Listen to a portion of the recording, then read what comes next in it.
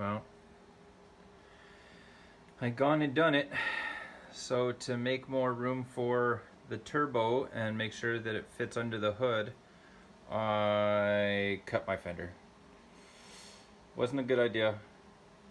It was a 3 a.m. decision. So I made myself a template and hammered it into submission. And I guess what's going to happen is the compressor side of the turbo sits down in here about 1/2 inch. The hot side actually fits, but I need to make room for the turbo blanket to fit in here. So I'll put it back on and see what it looks like, and weld in the patch that I've got. Back in the garage, just wanted to kind of show you, I needed to clearance the fender to let the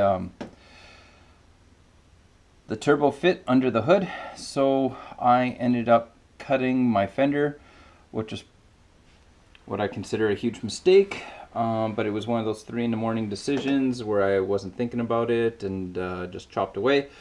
So anyways, I took a flat piece of steel and then made a template for the hole that was there, and ended up taking this one here and bashing it with a ball peen hammer and vise over on my workbench,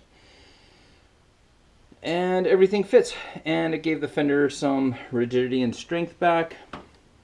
It was one of those bonehead decisions that I regret, but nonetheless, I think I fixed it.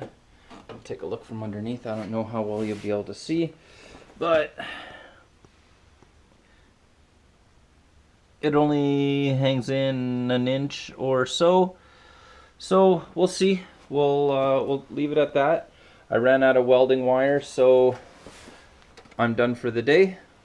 But I just stitch welded it, give it a couple of blips all the way around the perimeter. It's nice and solid, so it won't go anywhere, and then I'll finish up the welding later.